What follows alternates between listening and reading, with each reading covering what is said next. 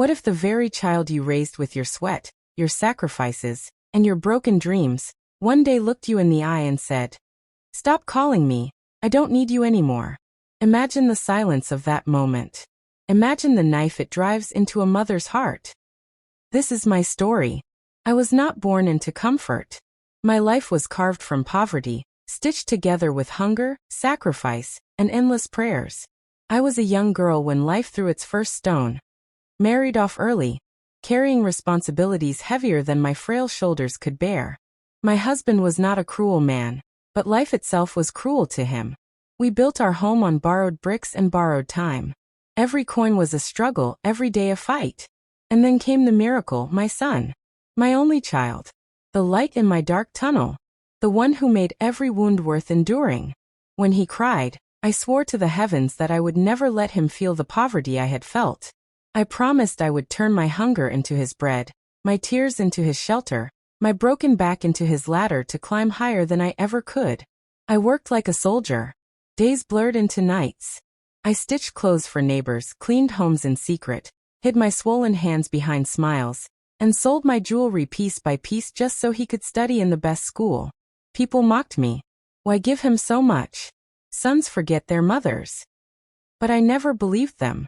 I thought, not my son. My son will remember. And he grew. Oh, how he grew. Tall, handsome, educated.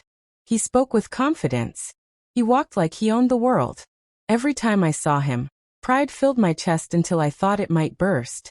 I would sit alone at night whispering to my late husband, "See? We did it. He will carry our name with honor." But time has a way of twisting even the sweetest dreams. It started small. He stopped coming home for meals. He avoided family gatherings. He kept his phone glued to his hand, and when I called he sounded impatient. At first, I thought it was youth. Work pressure. New friends. A new world I wasn't part of. I told myself, it's fine. He'll come back. Sons always come back. Until the day he didn't. One evening, I called him like always. My hands shook from arthritis. But my heart only wanted to hear his voice. And that's when it happened. The words that tore my world apart. "Ma, stop calling me again and again. I'm Buse. I don't need this. Please just stop." Silence. Cold, cruel silence after that. Do you know what it feels like when your own flesh and blood rejects you? It's like standing in the rain, begging for shelter from the very house you built with your hands. I cried that night until my pillow was drenched. I asked God, what sin did I commit? Was my love too much? Or too little? But no answer came. Only the echo of his words, "Stop calling me." Days turned into months. The phone stayed silent. My world shrank to the walls of my old house. The neighbors began to whisper. Her son left her. Pity followed me like a shadow. I kept waiting, like a beggar at the door of a temple, hoping one day he'd return. But instead of my son, another storm arrived, his demand for money. He had discovered the trust fund, the money his father and I had saved by starving ourselves, by cutting corners, by sacrificing every joy we could have had. That money was meant for his future, yes, but also for his responsibility, for him to honor where he came from. But when he called, there was no softness in his voice, only greed. "Ma, unfreeze the account. It's mine. I need it now." Something inside me snapped. For the first time in my life, I didn't tremble before him.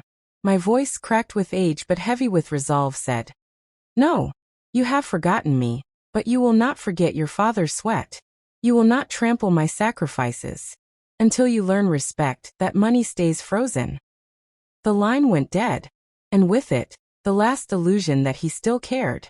Neighbors said I was cruel. Relatives begged me to give in.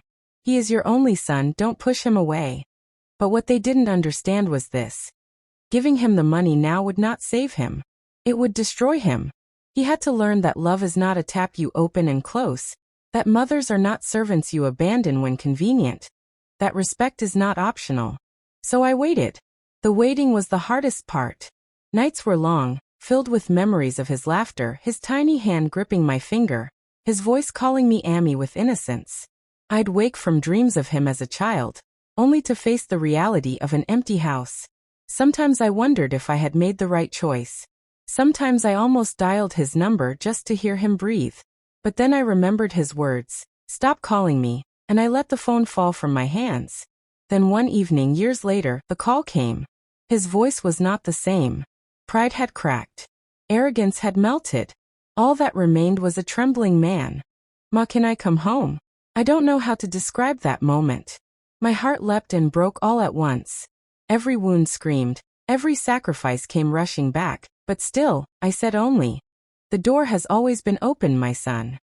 When he arrived, he stood at the door like a stranger. His eyes held shame. His shoulders sagged with regret. I opened my arms. He fell into them, sobbing like the little boy I once knew. His words poured out between gasps, apologies, confessions, regrets for years wasted. And I, foolish mother that I am, held him tighter. Because a mother's heart is not a ledger. It does not keep accounts. It bleeds, it breaks, but it forgives. Always. We sat that night on the floor, eating simple lentils and bread, and yet it tasted like a king's feast. Because for the first time in years, we were not separated by pride. We were mother and son again. Later, he admitted the truth. "Ma, the trust fund was never about money. It was about me forgetting who I was. Forgetting you. Forgetting him." Tears burned my eyes. All the pain, all the loneliness, all the years of silence, they were not in vain. My stand had worked. He had learned. Together, we went to the bank. I let him unfreeze the account, but this time it was different. He wasn't the spoiled boy demanding riches. He was a man, holding my hand as we signed the papers together. A man who finally understood that money without love is nothing but paper, and that respect for a mother is the greatest wealth of all. And now, as I tell you this story, I know some will still call me cruel. Some will say I punished my son. But listen closely, I did not punish him. I saved him. Because sometimes love is not about giving endlessly. Sometimes, love is about saying no so that one day they will learn to say yes to what truly matters. So if you are listening tonight, remember this. Your parents are not eternal.